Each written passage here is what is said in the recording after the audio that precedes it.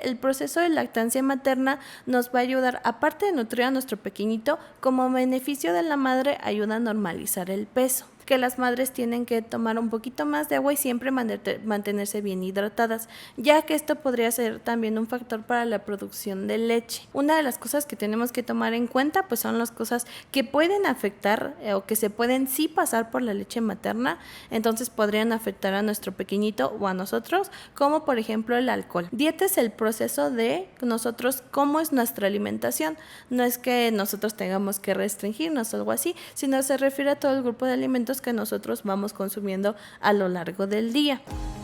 En Hospital Jardín, cuidamos tu salud. Hola, bienvenidas a Club Futura Mamá de Hospital Jardín.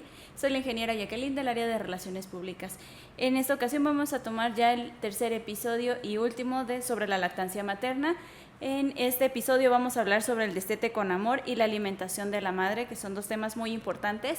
Nuevamente está con nosotros la licenciada Cáceres. Bienvenida, licenciada. ¿Qué tal? ¿Cómo está? Hola, muchas gracias por recibirme nuevamente. Muy bien, ¿y tú? Bien, gracias. Pues ya vamos a dar por terminado nuestro tema de lactancia, ya con nuestro último tema, claro, que es el destete con amor. Perfecto. ¿Qué es el destete? El destete va a ser un proceso. Lo vamos a conocer o va a iniciar cuando nosotros empezamos a introducir el primer alimento. Como hablamos en nuestra primera sesión y hemos hablado a lo largo del curso, la lactación o la alimentación complementaria empieza a partir de los 6 meses. Entonces, desde que iniciamos a ofrecer alimentos externos a lo que es la leche, va a iniciar el proceso de destete. Okay. Lo que sí es que hay otras razones por las que podría haber un destete precoz. Y tenemos diferentes tipos de destete, lo que sería lo ideal es de lo que vamos a hablar hoy, que es el destete con amor. Ok. ¿Qué lleva a las mamás a que no den una lactancia materna? Ok. Esto es multifactorial. Como hemos hablado, muchas de las cosas sobre la lactancia materna no va a tener solo una razón, sino va a ser multifactorial. De las principales razones que pueden llevar a la madre a no dar pecho o tener un destete a muy temprana edad, pues encontramos muchas, ¿no? Desde, por ejemplo, la condición de la madre, que la madre no quiera dar leche, que ya tenga un tiempo predeterminado de yo voy a dar, siempre pasa, ¿no? Yo voy a dar pecho hasta los 6 meses, ya de ahí ya. Podría ser una de las razones. También tiene que ver mucho con la información que tengan las madres acerca de lo que es la lactancia materna, ya que muchas veces si no se tiene la herramienta de la información, pues muchas optan por mejor darles una fórmula, entre otras muchas cosas. También puede ser la falta de la producción de la leche, que es una de las cosas de las que hablamos la vez pasada, que muchas veces no se sabe bien cómo estimular esta producción de la leche, entonces dicen es que ya no me sale, ya no produzco, pues mejor ya me voy a o no darle o complementar con una fórmula. También otra de las razones pues ya es las actividades de la madre, ya sea que vuelva al trabajo o que necesite ir a la escuela y por lo tanto no puede estar con su pequeñito, podría ser también una razón para un destete precoz. Y pues de lo que hablábamos, ¿no? Para el banco de leche, ¿no? En el caso de que se le siga dando leche materna, si no, pues se utiliza una fórmula láctea para pequeñitos. También tiene que ver las madres que son solteras, que muchas veces pues por sus actividades no pueden darle pecho a los pequeñitos más que los primeros meses, entonces ahí puede ocurrir un destete. Ok, mencionaba mucho acerca sobre lo del destete precoz. ¿Qué factores son los que influyen para que esto suceda? Justo, los factores son los que hablamos anteriormente, que puede ser que no produzcas leche, que la madre haya decidido no dar leche hasta cierto tiempo, pero aquí entran los tipos de destete. Hay algo que se llama destete forzoso. Esto significa que no estaba planeado, sino que por una u otra razón, en este caso, al ser forzoso, puede ser un ingreso hospitalario, tanto de la madre como del pequeño, o alguna otra razón, digamos, alguna emergencia, alguna otra razón fuerte para que en el momento se tenga que separar la madre del pequeñito. Ya puede ser también alguna enfermedad, como lo que hablábamos. Entonces, en esas situaciones va a ser un destete forzoso, ya que no está planeado por ninguna de las dos partes. Aparte de este tipo de destete, ¿hay algún otro tipo? ¿Cuántos son en total? Tenemos 3 principales. El primero es destete forzoso, luego viene el voluntario. En este ya una de las partes es el que decide realizar el destete mediante un proceso, ya sea la madre o el pequeñito. Que cuando es el pequeñito, pues ya hablamos de un destete por la edad, ¿no? O sea, de cuando el pequeñito, de acuerdo a su crecimiento, pues simplemente va perdiendo el interés en lo que es el pecho, en lo que es la leche. Y cuando tenemos un destete con amor, que sería lo ideal, este proceso lo va a iniciar la madre. Y obviamente tiene que ser gentil. Una de sus características es que tiene que ser gentil. Nosotros no le vamos a negar el pecho a nuestro pequeñito. Nosotros tenemos que comprender que lo que es el pecho o la lactancia materna no es simplemente la forma de alimentar al pequeñito, sino es este cariño, este contacto piel con la madre y este vínculo. Entonces, pues sí suele ser un duelo para nuestro pequeñito. Entonces, cuando nosotros decidamos tener este destete con amor, tenemos que ser muy pacientes, considerar que va a ser un proceso difícil tanto para nosotros como madre como para nuestro pequeñito. Entonces, una de las cosas que se la tienen que grabar es que siempre que haya un destete con amor, no voy a ofrecer, pero no tampoco le voy a negar a mi pequeñito o pequeñita en el caso de que te pide el pecho. Ok. ¿Algún otro tipo de destete? Por el momento estos son los principales, que ya hablamos de 4. ¿Cuáles son las recomendaciones para un destete respetuoso?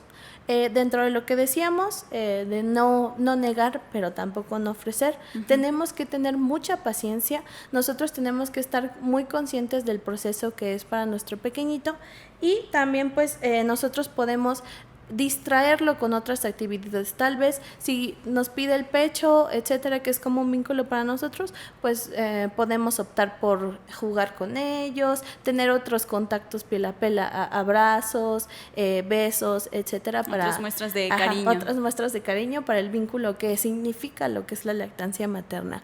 Tenemos que saber que puede haber retrocesos si tal vez nosotros decimos, bueno, ya está tomando muy poquito el pecho, pero de pronto me lo empieza a pedir, es normal. Siempre puede haber algún tipo de retroceso en el proceso de destete, entonces nosotros mucha paciencia, mucha calma y pues entender a nuestro bebé. También otra cosa muy importante, como nosotros todavía estamos produciendo leche, depende a qué edad se esté dando este destete, tenemos que tener en cuenta que si nosotros sentimos congestión mamaria o que no se están vaciando los pechos, ahí vamos a optar por extraer la leche, como lo hablamos en la sesión pasada, para evitar complicaciones, ya sea la congestión, mastitis, entre otras cosas.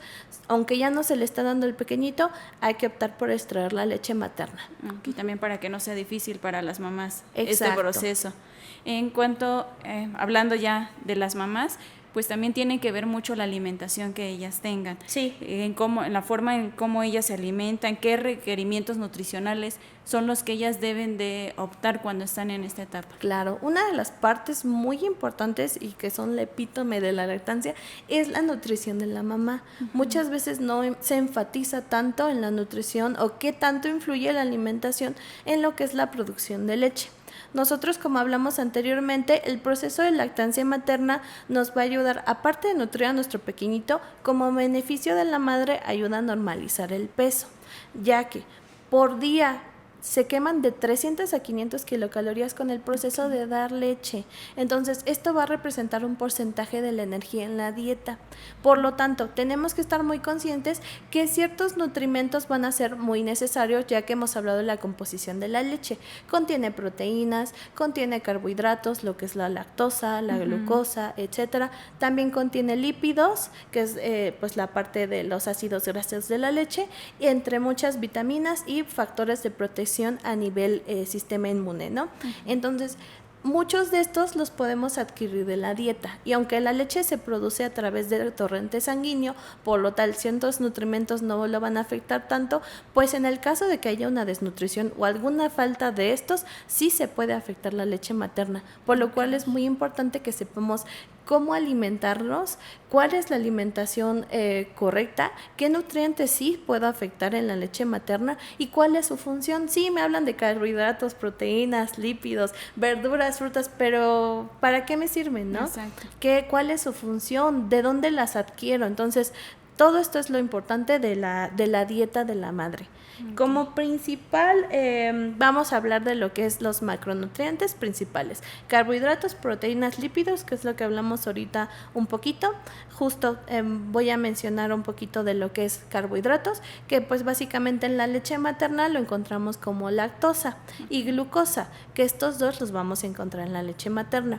Tenemos que saber que estos no se afectan, o sea, la cantidad de estos o en la composición de la leche materna no se va a ver afectada porque tanto consumamos en la dieta.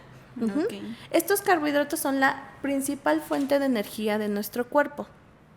Entonces, es muy importante que nosotros lo comamos a lo largo del día, de preferencia que estén en las 3 comidas principales y también pueden estar presentes en nuestros snacks. ¿Cuáles son las fuentes principales de carbohidratos? Todo lo que va a ser frutas, verduras, cereales, ya sea integrales o normales, tiene bastante contenido de carbohidratos. También lo que son las leguminosas, hablando de frijoles, lentejas, habas, son muy buena fuente de carbohidratos. Okay. La preferencia es que los carbohidratos sean complejos y que sean integrales, porque nos aportan también fibra. Uno de los principales carbohidratos base de la dieta de un mexicano es la tortilla, aparte de que contienen ácido fólico y vitaminas. Entonces, estos carbohidratos es necesario contenerlos en nuestra dieta día a día para ir asegurando el requerimiento diario.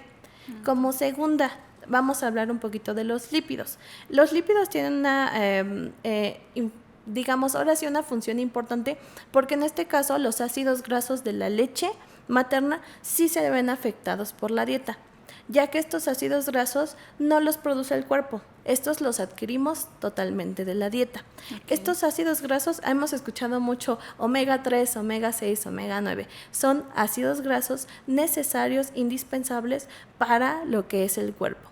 Estos directamente los vamos a adquirir ¿de dónde? De aceites o grasas buenos, les podríamos decir lo que es aguacate, nueces, cacahuates, almendras, aceite de oliva, de ahí. También lo podemos encontrar en algunos pescados de agua azul, en lo que son los mariscos también. Entonces, en el caso de suplementos, hay suplementos específicamente de omega 3, omega 6, omega 9, etcétera. Okay. Pero tenemos que tomar en cuenta que estos sí se ven afectados en cantidad a la hora de que estamos lactando. Por lo tanto, tenemos que consumirlos.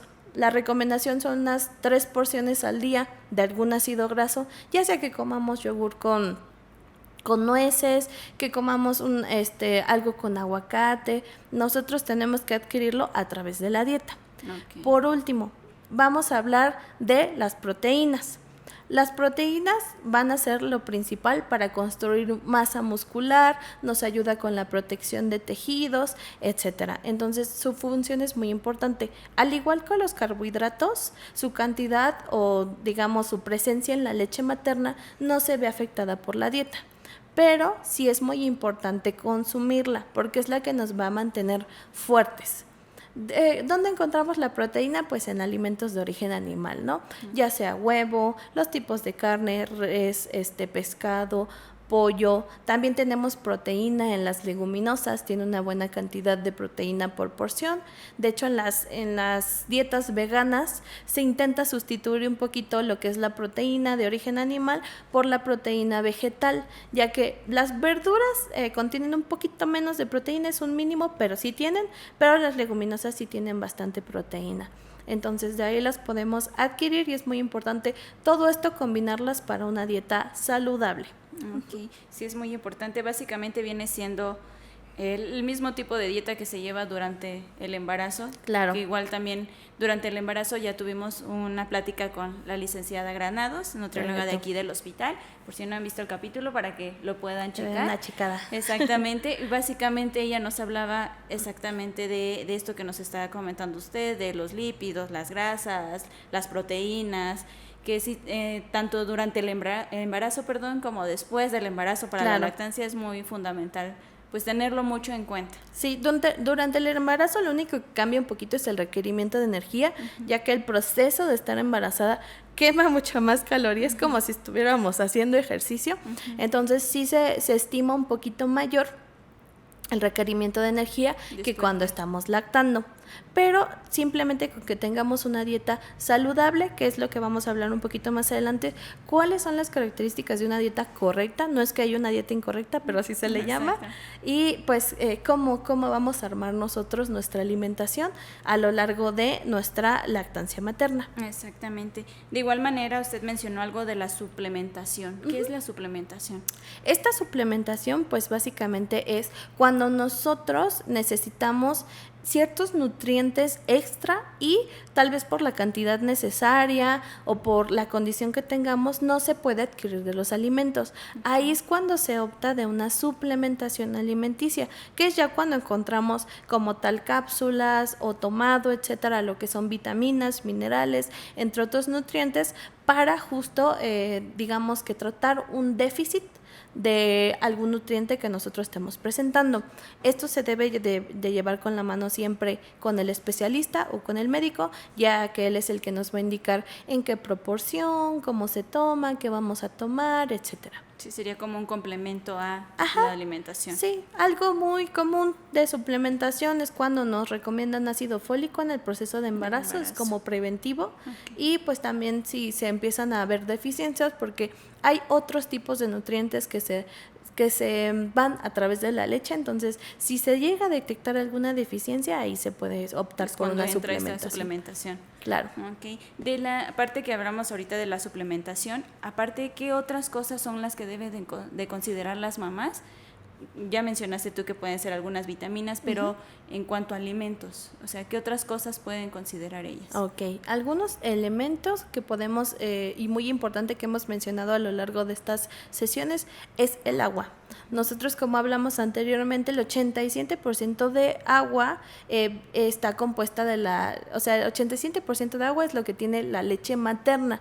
Por lo tanto, tenemos que tener en consideración que las madres tienen que tomar un poquito más de agua y siempre mantenerse bien hidratadas, ya que esto podría ser también un factor para la producción de leche, ya que viene de ahí. Entonces hay que tomar muy en cuenta estar tomando agua, estarse hidratando. También dentro de otros factores que sí se podrían ir por lo que es la lactancia materna, hablamos del calcio, ya que tenemos requerimientos diarios. Estos requerimientos diarios vienen de vitaminas, minerales, etcétera. Entonces hay que procurar cumplir con ellos a través de la dieta, ya que, por ejemplo, la madre sí se puede descalcificar, ya que se estima que aproximadamente el 25% del calcio de la madre después de ciertos meses de lactar se fue por la leche materna. Entonces es lo ideal pues que nosotros estemos consumiendo alimentos ricos en calcio. ¿Cuáles podrían ser algunos alimentos ricos en calcio? En lo que es el súper podremos optar por alimentos fortificados con calcio, o en lo que son hojas verdes, acelga, espinaca, lechuga, etcétera. También lo que son los lácteos tienen calcio. Entonces, ir con una dieta correcta es básicamente combinando todo esto para no tener deficiencias. Exactamente, que sea variada. También tener cuenta en fósforo, magnesio y lo que es potasio, hierro, porque todo esto también se puede ver afectado en la leche materna. Simplemente asegurar el consumo para cubrir el requerimiento diario. Realmente de estos minerales no nos tenemos que preocupar tanto, ya que si nosotros llevamos una dieta variada, literalmente los alimentos tienen muchos minerales, vitaminas, sí, tal vez son ricas en cierta vitamina, cierto mineral, etcétera, pero se complementa. Entonces con esto vamos cubriendo el requerimiento diario. Ok. Y en cuanto igual a estos alimentos, ¿alguna contraindicación de ciertos alimentos que dices, no, eso no? Sí, justo como ya hemos hablado, una de las cosas que tenemos que tomar en cuenta pues son las cosas que pueden afectar o que se pueden sí pasar por la leche materna, entonces podrían afectar a nuestro pequeñito o a nosotros, como por ejemplo el alcohol, ¿no? La recomendación es de plano no tomar en la lactancia, o si nos queremos dar el gustito, porque pasa, una o dos copitas y esperarnos alrededor de 2 a 3 horas para volver a dar toma. No esperar que se vaya que se vaya sacando del cuerpo para que no afecte a nuestro pequeñito.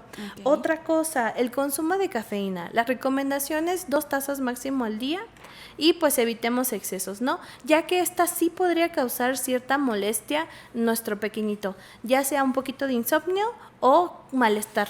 como cólicos, dolor estomacal. Entonces, de preferencia cuando estemos lactando, evitar la cafeína. Ok. También alimentos alergénicos. Esto es lo que hablamos un poquito con lo que es la alimentación complementaria, que consideramos un alergénico que podría causar alguna reacción en nuestro pequeño, ¿no? Que ya sea erupciones, toda cualquier reacción tópica o en cuestión de síntoma que podría afectar a nuestro pequeño. Pero en cuestión de alérgenos, estos no se recomienda excluirlos para prevenir una alergia. A menos de que haya una historia familiar, ¿no? Que digas, pues el papá es alérgico a las fresas, ¿no? Ahí sí podríamos un poquito, pero de preferencia no excluirlo, a menos de que a tolerancia veamos que sí causa alguna reacción, pero no hay ningún estudio que nos diga, se tienen que excluir ciertos alimentos para no provocar una alergia al pequeñito. Ok. En cuanto al tema en general de la alimentación de la mamá, ¿alguna recomendación que les pueda dar a las mamis? Sí, en cuestión de la alimentación, como hemos dicho, nosotros tenemos que llevar una alimentación repartida en lo que son 3 comidas principales, 2 colaciones y obviamente como estamos ocupando más energía de lo normal, nosotros podríamos hacer hasta una comida extra, o sea, repartir nuestros tiempos de 5 a 6 tiempos. Okay. También se recomienda hacer lo que es variado, incluir almendras, tortillas, todos estos alimentos ricos o fuentes de proteínas, carbohidratos, lípidos, etcétera. Nosotros tenemos, igual que una dieta normal, que la mayoría sea frutas y verduras, alimentos de origen animal, excluir los alimentos procesados lo más posible para tener una dieta balanceada. También asegurar la ingesta de agua natural, por lo menos de 2 a 3 litros al día, por el proceso de lactancia materna.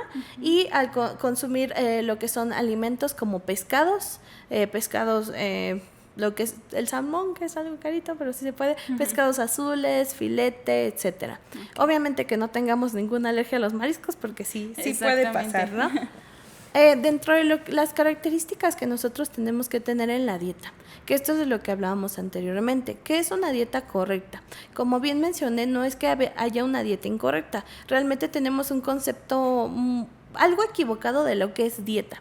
Nosotros cuando nos dicen dieta, ¿qué es lo primero que piensas? Ay, para bajar de peso. Ajá, o una restricción, ¿no? De ciertos alimentos. Ajá, que no puedo comer esto, que no puedo comer aquello, etcétera. Cuando realmente dieta se refiere al cómo comemos. Dieta es el proceso de nosotros, cómo es nuestra alimentación. No es que nosotros tengamos que restringirnos o algo así, sino se refiere a todo el grupo de alimentos que nosotros vamos consumiendo a lo largo del día. Y esta dieta correcta, que es lo de las recomendaciones, tiene que tener varias características. Tiene que ser completa. ¿Qué es completa? Pues básicamente que tenga todos los grupos de alimentos, ¿no? Frutas, verduras, alimentos de origen animal, leguminosas, cereales, etcétera, ¿no? Tenemos que incluir nosotros todo a lo largo del día. Tiene que ser equilibrada también como segundo punto. Esto significa que los alimentos guarden sus proporciones. Muchas veces uno no sabe pues cuáles son las porciones que yo debo de tener de ciertos alimentos. Hay algo que se llama el plato del bien comer, que muchas veces lo hemos visto, pero muchas veces no lo entendemos, que nos habla de porciones, ¿no? De cómo deben ser las proporciones de los diferentes grupos de alimentos. La mayoría de nuestro plato tiene que ser frutas, verduras, una porción más pequeña de cereales, una porción más pequeña de leguminosas, otra porción más pequeña de lo que son alimentos de origen animal. Y muchas veces lo hacemos al revés, ¿no? Los grandes bisteces y nada de verdura, ¿no? Exacto. A eso hablamos con que sea equilibrada. Inocua significa que nosotros tenemos que tener el correcto manejo de los alimentos para que estos alimentos no nos causen alguna enfermedad o que nos afecten de alguna manera, ya que si no se tiene el correcto manejo con los alimentos, podríamos presentar lo que son las ETA o enfermedades transmitidas por alimentos. Entonces no nos tiene que afectar de ninguna forma, no nos tiene que dar dolor de estómago, nada. Tenemos que tener los procesos para que no nos afecte de ninguna forma. Otra de las características es que tiene que ser suficiente. Esto significa que tiene que cubrir los requerimientos de nosotros. O sea, de acuerdo a la energía que tú gastas en el día, tiene que cubrir esta alimentación lo necesario para que tú puedas realizar tus actividades. También tiene que ser para ti, o sea, tiene que ser específicamente a ti para lo que son tus gustos, tus costumbres, tu religión, porque pasa, muchas veces en ciertas religiones no se pueden consumir ciertos alimentos, ciertos animales, entonces esta dieta tiene que ser de acuerdo a ti. Como otra característica, simplemente tiene que ser, nosotros tenemos que ir variando los tipos de alimentos, que no siempre comamos manzana, que no siempre comamos simplemente lechuga, sino que vayamos variando en colores, texturas, en diferentes tipos de alimentos. Apoyarnos en los alimentos de temporada es uno de los tips muy buenos para irle variando a nuestra alimentación.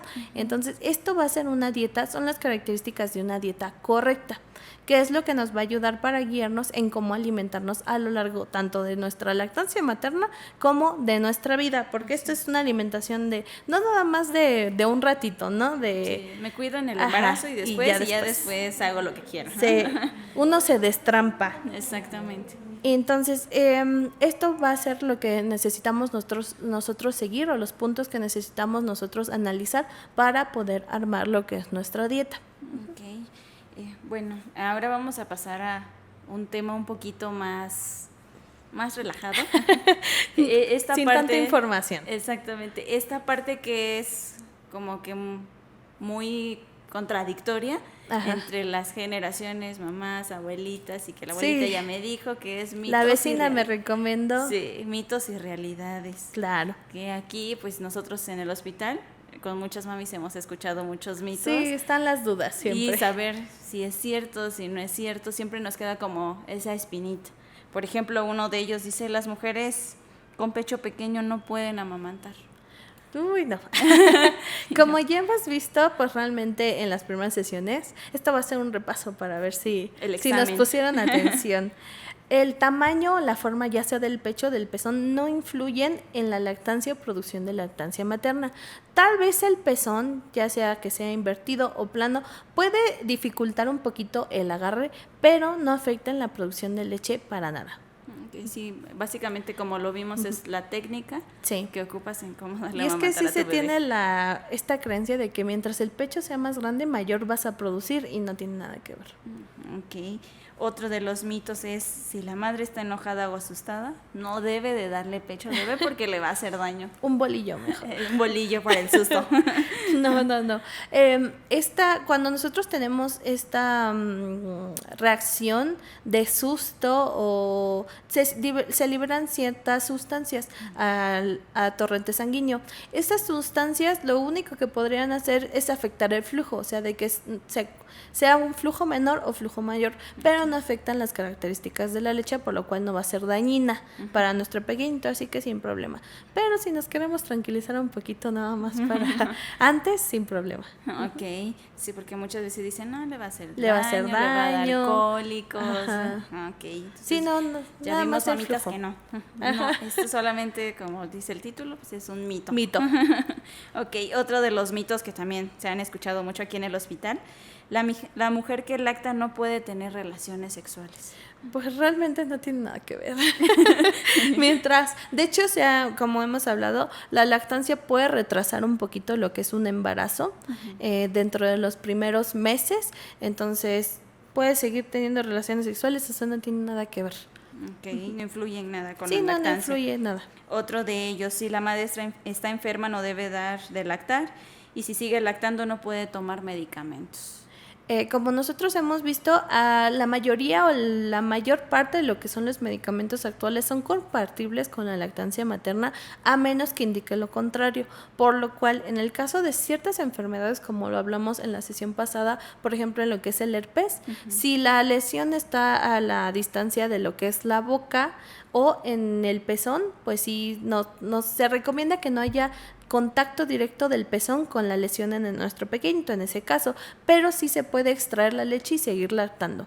No debería de interferir alguna otra enfermedad con lo que es la lactancia materna. Ok, sí, esta parte ya sería más apegada al médico que te diga, no hay ningún problema, tú puedes tomar ese medicamento y no le va a afectar en nada. En nada a nuestro Por pequeñito. eso siempre hay que estar de la mano De la nuestro mano con médico. un especialista, un profesional. Exactamente. Otro de los mitos, si las madres están embarazadas de otro bebé, deben de dejar de amamantar. No. Lo único que se podría haber afectado es que en el proceso de embarazo, como empezamos con otra vez la alta hormonal, etcétera, se puede cambiar un poquito el sabor de la leche. Okay. Nunca su composición, siempre va a ser una leche de calidad, siempre va a ser una leche que es muy buena para nuestro pequeñito, pero sí podría haberse afectado un poquito el sabor, por lo cual puede haber tantito rechazo al bebé, que es lo que hablábamos de por qué podría rechazar el pecho nuestro pequeñito, pero fuera de eso no hay ningún problema, se puede seguir dando de lactar y es lo ideal, ¿no? Y ya cuando le toque al otro bebé lactar, pues seguimos con la lactancia. Ok. Hay una duda. Sí. Si nace el otro bebé, y mi bebé, el anterior, sigue tomando pecho, les puedo dar a los dos sin ningún problema. Justo podemos apoyarnos de lo que son las técnicas para amamantar, ya sea de las que hablamos que es para bebés cuando tenemos dos bebés, o si nos queremos extraer la leche, siempre la recomendación es que si uno tomó de un pecho, el otro se vaya al otro pecho y vamos intercambiando para vaciar los pechos correctamente. Exactamente, y no tener las complicaciones que ya mencionamos en el capítulo anterior.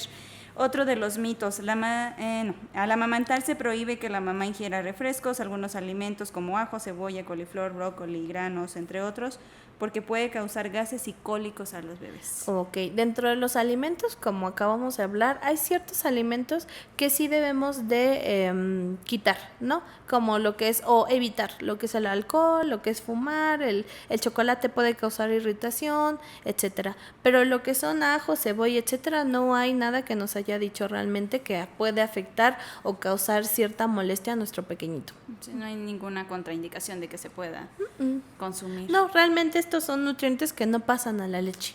Ok.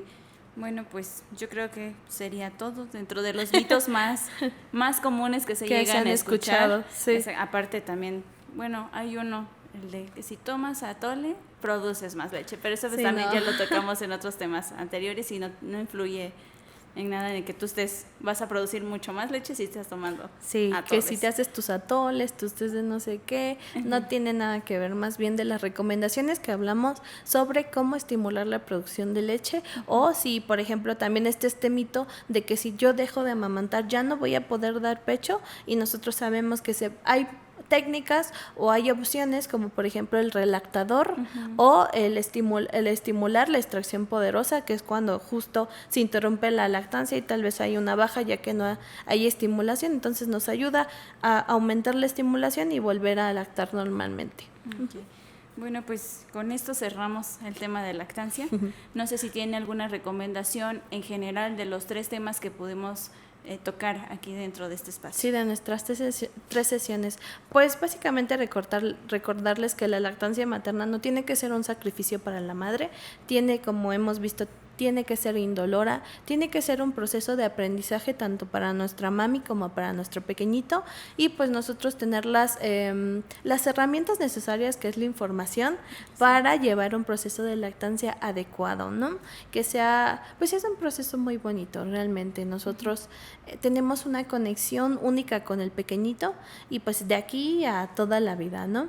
La lactancia materna también, como hemos visto, es la mejor fuente de nutrimentos para nuestro pequeñito, entonces tiene muchos beneficios a largo plazo, por lo cual se recomienda que siempre optemos por una lactancia materna y pues que no se dejen presionar más que nada con el destete, porque muchas veces hasta ocurre, ¿no? Que te dicen, es que tu niño ya está bien grande, ¿por qué le sigues dando, no? Exacto. Y muchas veces ocurre un destete precoz por esa presión, ¿no? Ya sea familiar o social.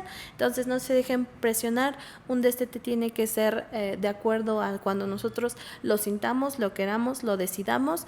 Tiene que ser gradual y pues puede haber estos retrocesos. Entonces básicamente el proceso de lactancia va a ser decisión nuestra de cuánto, hasta cuándo, etcétera, y pues que estas herramientas, esta información les ayude como una herramienta para llevar ese proceso lo más eficaz posible, más tranquilo. Sí. Okay. Bueno, pues muchas gracias, licenciada, Gracias por a ustedes. acompañarnos estos 3 capítulos, por darnos toda esta información muy importante para nuestras mamis.